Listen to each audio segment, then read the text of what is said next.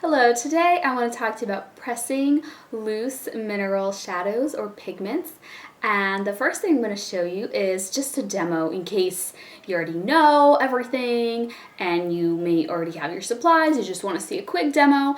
And then after the demo is when I'm going to discuss everything in depth. If you want a little bit more information about all the different tools you will need, where to get them, you know, how to press different finishes of eyeshadows, because I think it varies slightly if you have a pearly shadow or like a really shimmery shadow, or a very low sheen, nearly matte kind of finish. Matte doesn't press too well, I'll tell you that right now.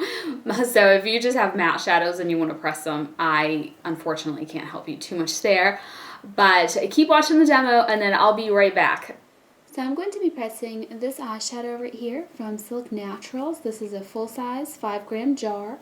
This eyeshadow is called Torrent. So you first have to take out the sifter. And I am not going to press this entire jar. I'm actually going to be pressing into this tiny little pan right here, which actually holds a pretty good amount of product because it's pretty deep. So I'm going to take just part of that out. I'm going to use a scoop like this. This is from TKB Trading, and just a little jar that I have, or a little, not a jar, little bowl that I have.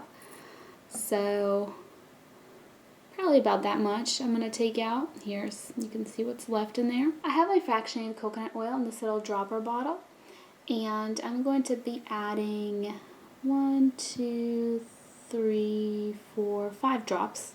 The amount of drops that you are going to want to add really depends on how much product you're pressing, but more importantly, the finish of your eyeshadow. So I'm going to discuss a little bit more in detail how much you should use right after this demonstration. Now I'm adding rubbing alcohol, and I'm just kind of dropping it in. I'm not counting the drops. So here's what that looks like so far. I'm going to use a little toothpick and I'm just going to mix that up. So it's nice and wet, as you can see. If it was still kind of dry looking, I would just add a little bit more rubbing alcohol. It's okay if you get it this wet like mine. It can be a little drier. Some people find it easier to work with more of like a clay consistency. Some people like it like this, so you really kind of have to play around and see what you like. This is a little pan. Now I'm just going to transfer it into my little pan.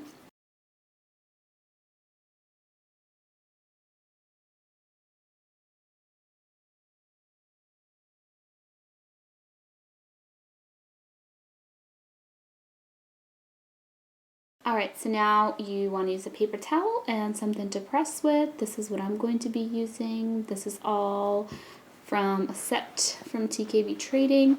You can fold your paper towel in half, or I mean just fold it over so it's like 2 layers that you're pressing through. So you can see mine's quite wet, so you can see that paper towel getting wet right away. So I'm just pressing down right through the paper towel. It can kind of go over the edge a little bit like it did right here. You can see that. You can just put that right back in.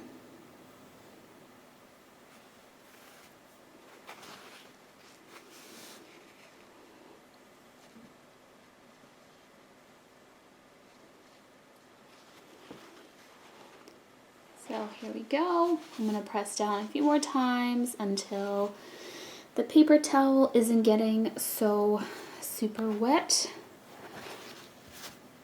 Especially because this is a tin pan and not an aluminum pan. So it will rust. I have 70% rubbing alcohol that I'm using, which means that it is 30% water. So it can definitely cause the pan to rust if there's too much left in there.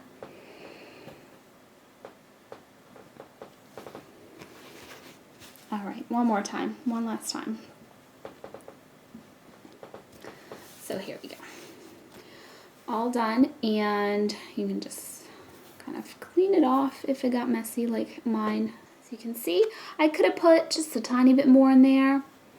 As you can tell, there's still room for a little bit more, and I do have some more in here if I wanted to add to really make it all the way to the top. It's really up to you. I'm just gonna leave it like this because I'm fine with it, but this is the end result. All right, let's dive in a little bit deeper, shall we? So let's talk about supplies. What do you need and where to get it? So rubbing alcohol, first thing. So many places that you can get it. Any drugstore, Target, Walmart, I think mine's from Walgreens. Really cheap, big plastic bottle of it, all you need. Now, there's different types of percentages. Oh, first of all, I should say, make sure that it's just regular rubbing alcohol, not like the one that's tinted green, or look at the ingredients and it'll say, you know, alcohol. I think isopropyl alcohol is what it says on mine. So don't get anything funky because they do have some, you know, different things, just plain rubbing alcohol. And mine is 70%, which means that the remaining 30% is water. And at the time that I bought it, that was the highest percentage that happened to be, you know, whatever pharmacy that I was in. But my recommendation to you is to get the highest percent that is available to you. I mean, don't go out of your way like seeking it out. If all you can find is 70, get 70. But if they have 70 and 90, get the 90. Because what it's gonna do is it's gonna evaporate faster. There's less water, more alcohol. And also, if you happen to press into tin pans versus aluminum pans, tin does rust. And so if you have a lot of water and you don't press it too well, like you leave it kind of moist, you don't press down through a paper towel a lot of times until it's coming up dry, you do run the risk of that water sitting in there and causing rust.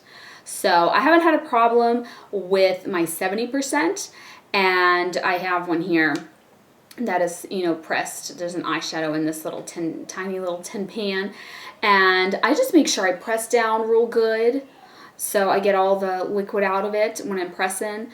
So that's my recommendation to you. If you have aluminum pans, this one here is an aluminum pan, then you don't have to worry about that. That will not rust. And the type of pan that you have will matter in terms of what kind of palette it'll work in, and if it needs a little magnet on the back, or you know, if it needs something else. I'll talk about that in 1 second. Let me just wrap up with the ingredients. So the other thing that I use is fractionated coconut oil, and I buy that at TKB Trading. There's probably other places you can buy it if you want to search around. I personally haven't seen it in the store. That doesn't mean that some natural stores don't carry it. They might, but I just ordered it off at TKB because that's where I get a lot of the other supplies. You can also use jojoba oil. That's another alternative if you didn't want to use fractionated coconut oil, and you can find that in the store a little bit easier if you don't want to order online. However, jojoba does go bad in about a year. It might start to smell funny when jojoba goes bad. It starts to kind of smell a little off, maybe a little bit like a crayon type scent. So I personally don't like it because of that. I think the fractionated coconut oil works wonderfully. It has an indefinite shelf life, so why not use it and never worry about your stuff going bad. It also, coconut oil is antimicrobial, so it's just a little bit more hygienic to use it, I think. You can also use, if you wanted to use something non-natural, the Easy Press from Coastal Scents. I'm pretty sure they still sell this. I use this years ago when I first started pressing. I don't like it as much as I like the fractionated coconut oil. I just don't like the way that the pressed shadows came out. They were, I don't know, like they were okay, but now that I've pressed with fractionated coconut oil, they're just smoother, silkier, more buttery, kind of a better, more even texture. So TKB sells tin pans. That's the ones I talked about. These will stick to a magnet, and sorry, that's my daughter you hear. She's playing with my husband downstairs. And you know, these run the risk of rusting if you leave them wet. And to press down, TKB sells these little, I don't know how well you can see because it's clear, this little rectangle that fits right into the pan, or the same thing, but it's got this little knob glued onto it. So if it's easier for you, you know, to hold like this, to press down, that's another option. And here's the little tiny one that fits into this little pan.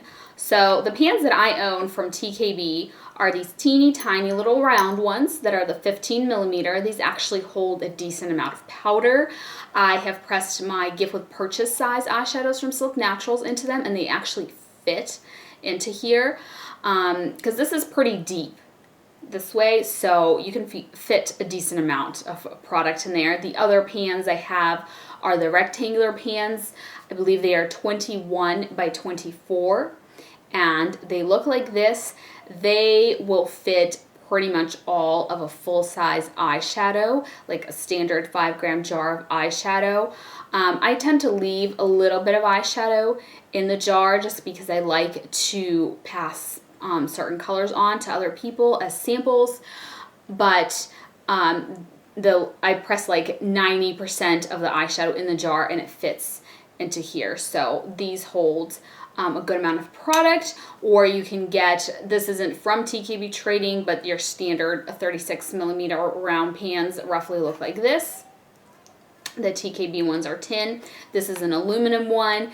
This came in an empty palette. You can look up empty palette on eBay and a whole bunch will come up.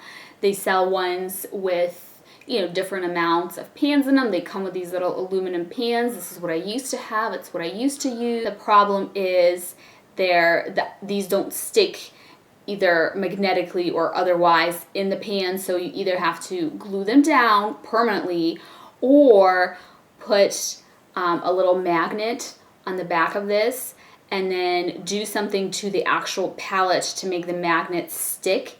So your options for that are get something metal for this to stick to. You can glue down little metal washers into the little like crevices that are curved into the plastic for this to stick to, or you can just remove the plastic out of the pan entirely, which is what I had done.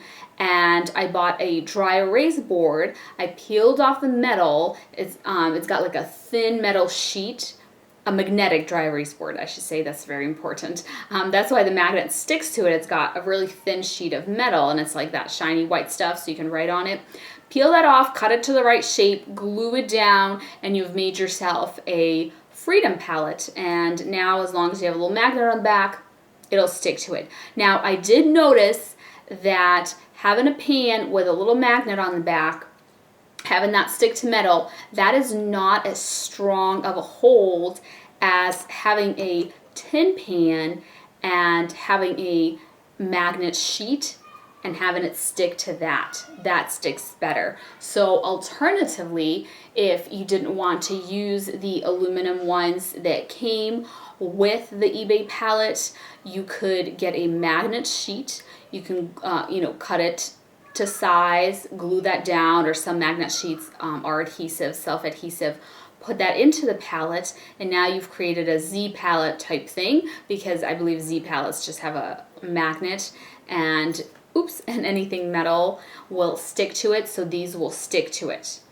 And basically that is how that works. Here is another option that you have. These are the rectangle tin pans. You can fit 4 of them in here, or you can fit 9 of these tiny ones.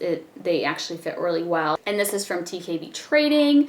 I believe they sell the magnet sheet that goes in the bottom. So you can see this is magnet, and you glue it down. You can see it in the back. Sorry. Here, it's just glued down into this little acrylic pan, and these just stick right to it. And I think it's a much stronger hold when you have a tin pan stick into a magnet. Like, these will not fall out if you shake it, where if it was the aluminum ones, I feel like this doesn't stick quite as well. The only thing is, I think these are pretty cheap little palettes, and I have a problem with them cracking right here where the lid attaches to the base, but they have other palettes as well. I find that they're a little pricey. Like these actually are cheap in price. Another really cheap option is to get one of these e.l.f. containers, and the e.l.f. containers have a magnetic sheet on the bottom here, so having an aluminum pan with a magnet on the back will stick in here.